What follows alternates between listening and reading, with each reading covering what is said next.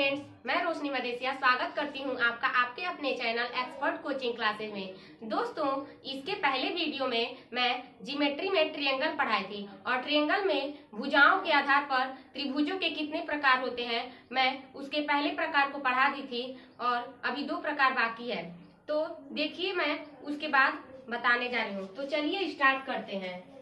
भुजाओं के आधार पर त्रिभुजों के प्रकार। भुजाओं के आधार पर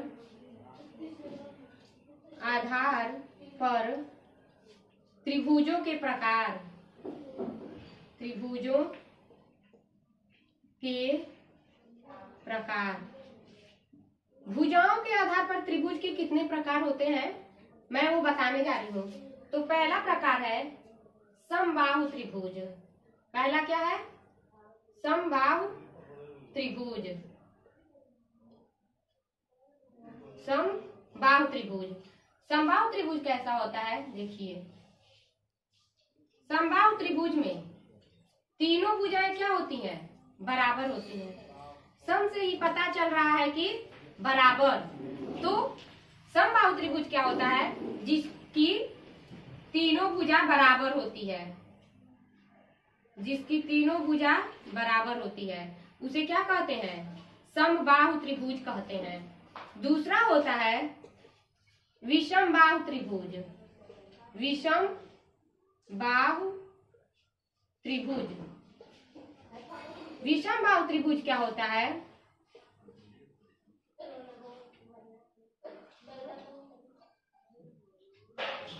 विषमबाहु त्रिभुज। विषमबाहु त्रिभुज में इसकी तीनों भुजाएं ही अलग अलग होती हैं। इसकी तीनों भुजाएं क्या होती हैं? अलग अलग।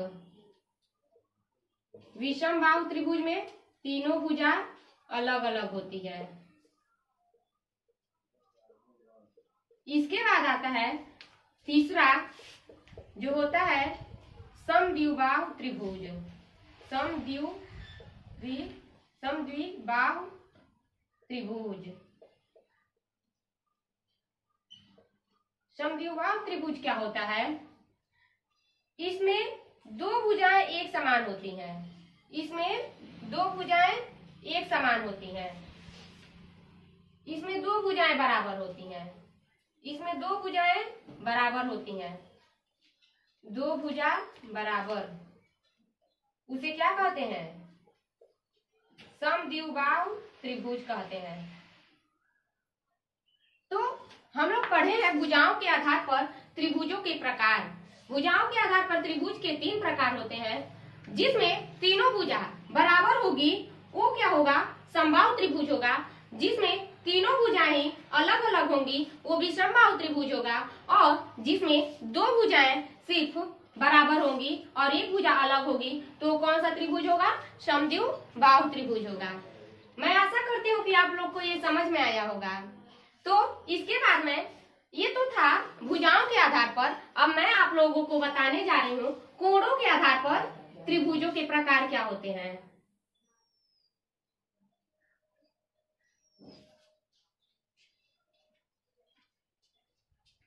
कोणों के आधार पर त्रिभुज के भी 3 प्रकार होते हैं।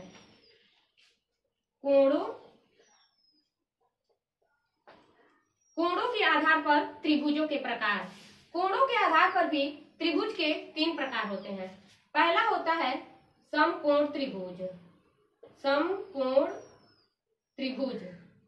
समकोण त्रिभुज क्या होता है देखिए। समकोण त्रिभुज। समकोण त्रिभुज में जिसका एक कोण 90 डिग्री का होता है वो क्या होता है? समकोण त्रिभुज। समकोण त्रिभुज को इंग्लिश में क्या कहते हैं? राइट एंगल ट्रायंगल कहते हैं। Right angle triangle. तो समकोण त्रिभुज में जिसका एक कोण 90 डिग्री है, जिसका एक कोण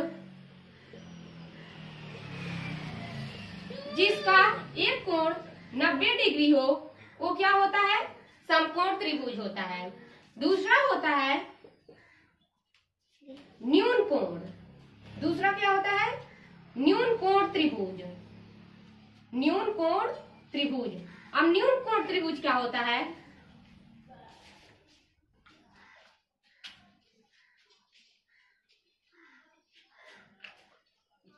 न्यून कोण त्रिभुज में इसमें सभी भुजाएं ही 90 डिग्री से कम होती हैं। सभी भुजाएं कितनी होती हैं? 90 डिग्री से कम होती हैं।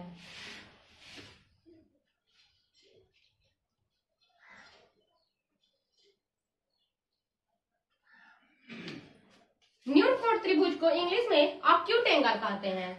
न्यून कोण त्रिभुज को ऑक्यूट एंगल ट्रेंगल कहते हैं। ऑक्यूट एंगल ट्रेंगल क्या होता है? जिसकी सभी कोण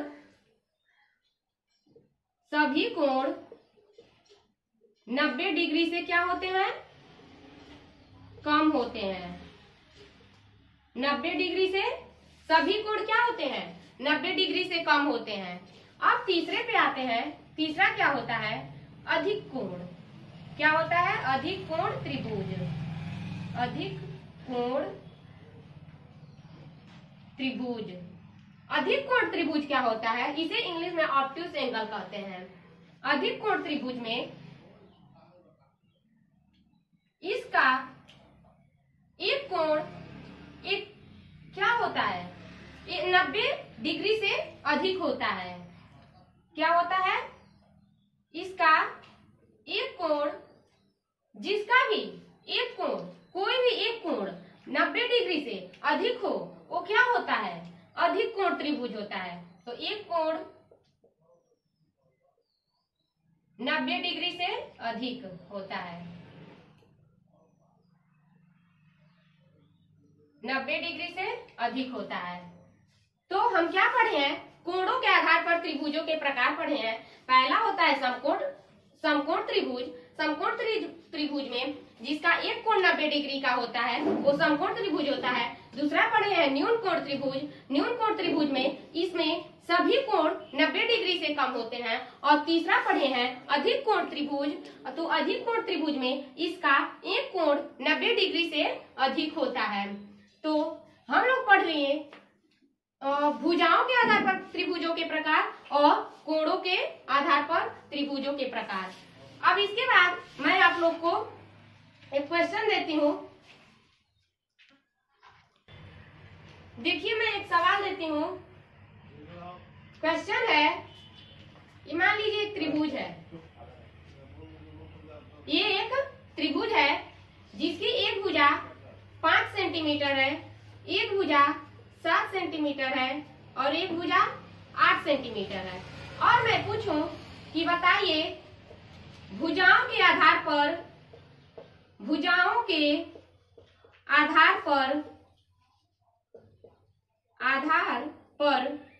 यह कौन से प्रकार का त्रिभुज है?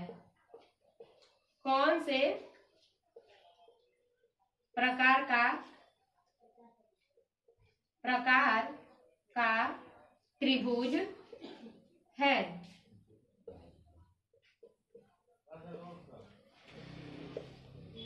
अगर मैं पूछूं बताइए भुजाओं के आधार पर यह कौन से प्रकार का त्रिभुज है, तो अभी हम पढ़े हैं भुजाओं के आधार पर 3 प्रकार के पढ़े हैं। तो 3 प्रकार का पढ़े हैं। देख रहे हैं इसकी एक भुजा 5 सेंटीमीटर, एक भुजा 7 सेंटीमीटर और एक भुजा 8 सेंटीमीटर। तीनों अलग अलग है। देखिए, मैं ऑप्शन देती हूँ। समद्विबाहु त्रिभुज, विषमबाहु त्रिभुज, विषमबाहु त्रिभुज, समबाहु त्रिभुज और इनमें से कोई नहीं। इनमें से कोई नहीं।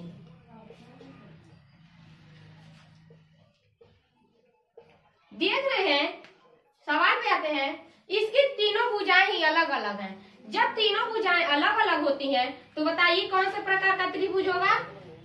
जब तीनों भुजाएं अलग अलग होती हैं तो कौन सा होता है त्रिभुज? विषमबाहु त्रिभुज। तो ऑप्शन बी क्या हो जाएगा? सही हो जाएगा। ऐसे ही मैं पूछूं आपसे,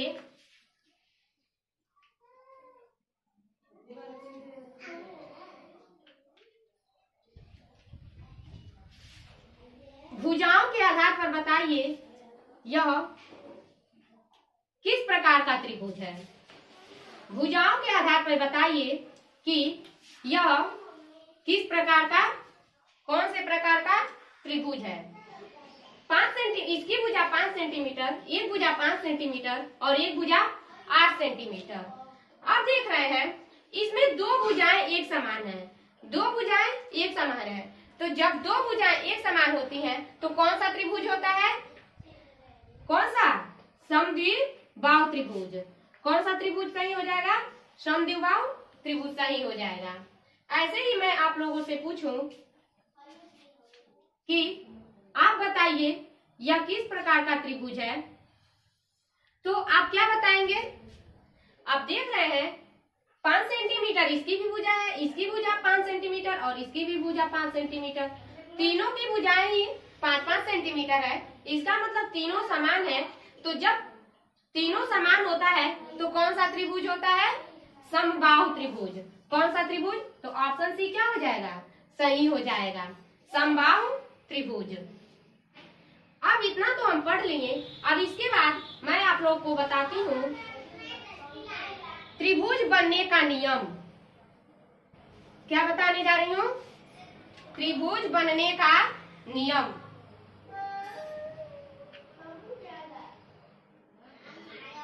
त्रिभुज बनने का नियम, त्रिभुज बनने का नियम। किस किस स्थिति में त्रिभुज बन सकता है, किस किस स्थिति में त्रिभुज बन सकता है। मान लीजिए कोई त्रिभुज है जिसकी एक भुजा ए है, दूसरी भुजा बी है और तीसरी भुजा सी है। तो देखिए किस स्थिति में त्रिभुज बनेगा। कोई भी दो भुजाओं का योग, दो भुजाओं का योग तीसरी भुजा से बड़ा होता है, तीसरी भुजा से बड़ा होता है। इसी रूल पे हमारा लगेगा। कोई भी दो भुजाओं का योग तीसरी भुजा से बड़ा होता है, कोई भी दो भुजाओं का योग। चाहे हम अगर ए और बी को ले लें तो ए और बी का योग तीसरी भुजा से क्या आना चाहिए, बड़ा आना चाहिए। अगर मैं बी और सी को ले लेती हूँ तो बी और सी का योग क्या होना चाहिए, तीसरी भुजा से बड़ा आना चाहिए।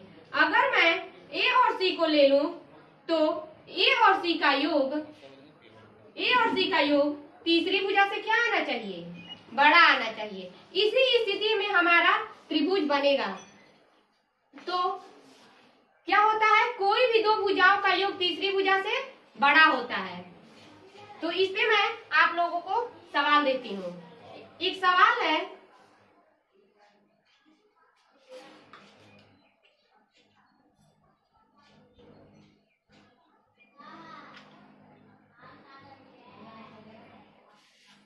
एक सवाल है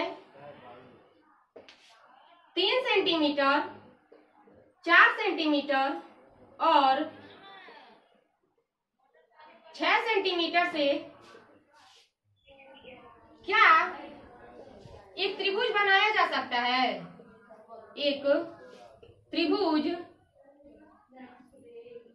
बनाया जा सकता है, बनाया जा सकता है। अगर मैं आप लोगों से पूछूं कि बताइए 3 सेंटीमीटर, 4 सेंटीमीटर और 6 सेंटीमीटर से क्या एक त्रिभुज बनाया जा सकता है, तो अभी हम नियम पढ़े हैं, कोई भी दो भुजाओं का योग तीसरी भुजा से बड़ा होता है। तो हम लोग को भुजा दिया है 3 सेंटीमीटर, 4 सेंटीमीटर और 6 सेंटीमीटर। तो कोई भी दो भुजा हम ले सकते हैं। अगर हम ये दोनों भुजा लेते हैं तो देखते हैं क्या हमारी तीसरी भुजा से ये बड़ा आ रहा है, हमारी तीसरी भुजा से बड़ा आ रहा है। तो 3 4 जोड़ेंगे तो 7 हो जाएगा, 6 तो बड़ा आ रहा है, तो क्या त्रिभुज बनेगा। तो लिखेंगे हाँ त्रिभुज बनाया जा सकता है। हाँ, त्रिभुज बनाया जा सकता है। तो इस तरह से 3 सेंटीमीटर, 4 सेंटीमीटर और 6 सेंटीमीटर से एक त्रिभुज बनाया जा सकता है। ऐसे ही मैं आप लोग से एक और सवाल पूछती हूँ।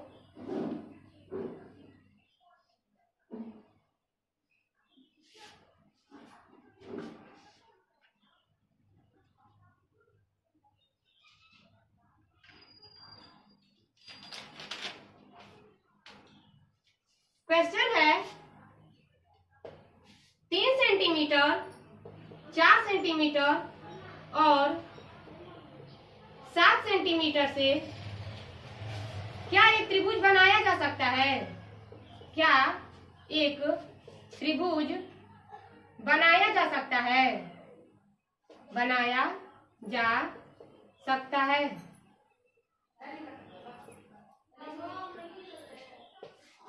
देखेंगे 3 सेंटीमीटर, 4 सेंटीमीटर और 7 सेंटीमीटर दिया है।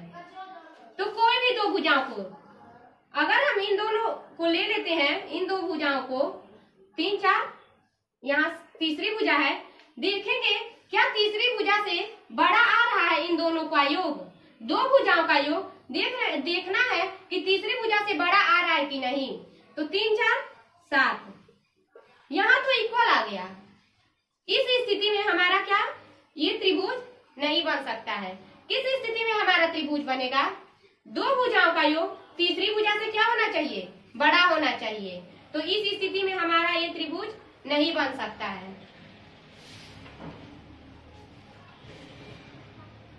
और देखिए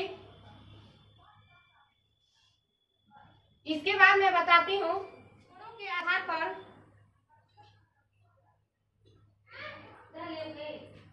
कैसे पता करें कि कौन सा त्रिभुज बनेगा।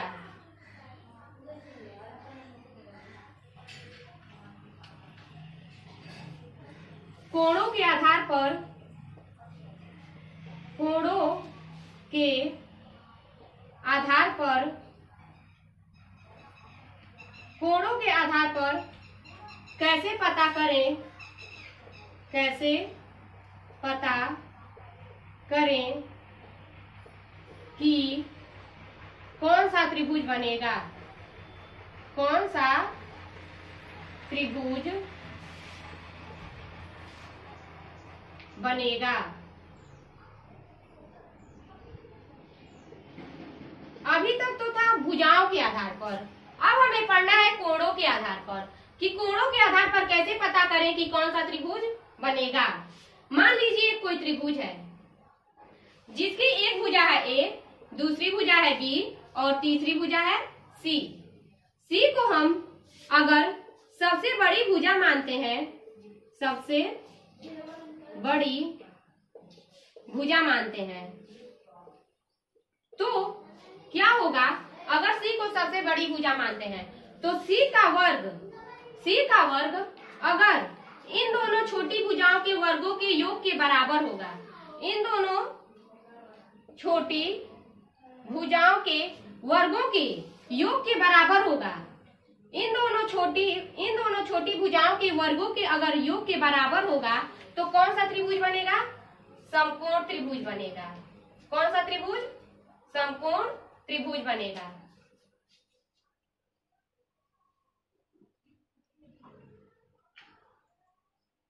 और अगर बड़ी भुजा का वर्ग अन्य दो छोटी भुजाओं के वर्गों के योग से बड़ा होगा, अन्य दो छोटी भुजाओं के वर्गों के योग से बड़ा होगा, ये बड़ा होगा, तो कौन सा त्रिभुज बनेगा? अधिक कोण त्रिभुज। अधिक कोण त्रिभुज। और देखते हैं अगर बड़ी भुजा का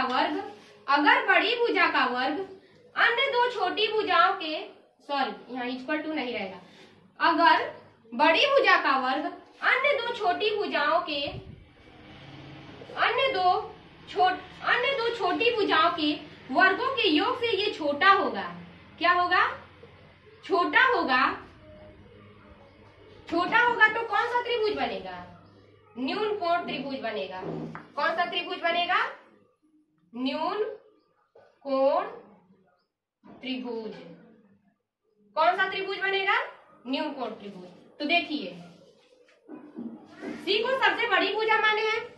अगर सबसे बड़ी भुजा का वर्ग अन्य दो छोटी भुजाओं के वर्गों के योग के बराबर होगा तो समकोण त्रिभुज बनेगा, और सबसे बड़ी भुजा का वर्ग अन्य दो छोटी भुजाओं के वर्गों के योग से बड़ा होगा तो अधिक कोण त्रिभुज बनेगा, और यदि सबसे बड़ी भुजा का वर्ग अन्य दो छोटी भुजाओं के वर्गों के योग से छोटा होगा, ये छोटा होगा, तो कौन सा त्रिभुज बनेगा? न्यून कोण त्रिभुज बनेगा। अब इस पे मैं आप लोग को एक सवाल देती हूँ।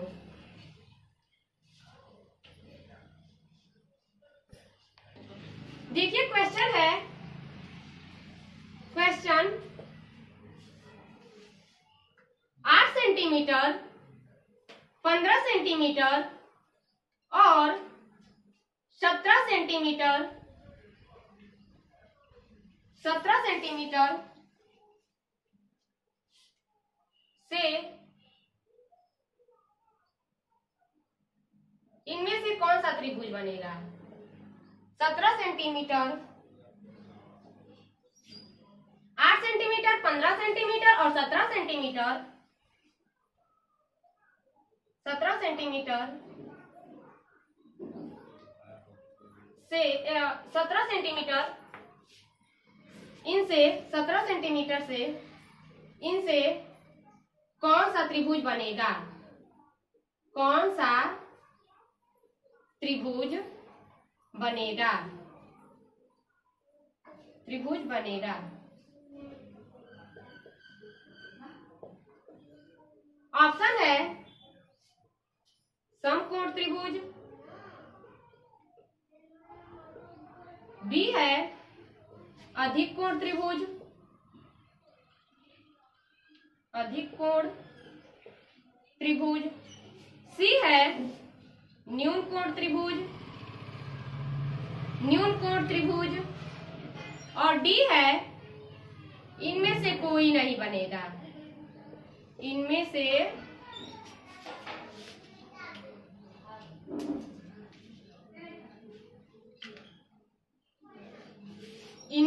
कोई नहीं बनेगा। इनमें से कोई नहीं बनेगा।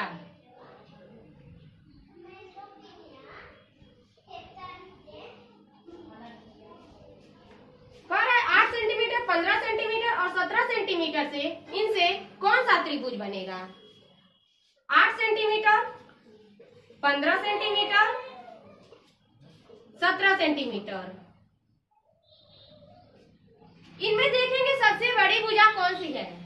सबसे बड़ी भुजा 17 है। क्या है? 17। तो 17 का क्या करेंगे? वर्ग करेंगे, और अन्य दो छोटी भुजाओं का भी वर्गों का योग करेंगे। अन्य दो छोटी भुजा क्या है? 8 का वर्ग करेंगे और 15 का वर्ग करेंगे। अब देखेंगे क्या आ रहा है, बराबर आ रहा है कि छोटा आ रहा है कि बड़ा आ रहा है। तो 17 का वर्ग होगा तो कितना होगा? 289 होगा। 17 का वर्ग 289, 8 का वर्ग 64 प्लस 15 का वर्ग 225। 289, 5 4 9 6 2 8 और 2। अब हमें देखना है, देख रहे हैं कि दोनों तरफ क्या आ रहा है? बराबर आ रहा है। तो सबसे बड़ी भुजा का वर्ग अन्य दो छोटी भुजाओं के वर्गों के जब योग के बराबर आता है तो कौन सा त्रिभुज बनता है? समकोण त्रिभुज बनता है। कौन सा त्रिभुज बनता है? समकोण त्रिभुज। अगर यहाँ बड़ा आया होता तो कौन सा त्रिभुज बनता? अधिक कोण त्रिभुज बनता। तो दोस्तों, मैं आशा करती हूँ कि आपको ये पसंद आई होगी, तो आप लाइक कीजिएगा, चैनल को सब्सक्राइब कीजिएगा और अपने दोस्तों के साथ शेयर कीजिएगा। Thank you.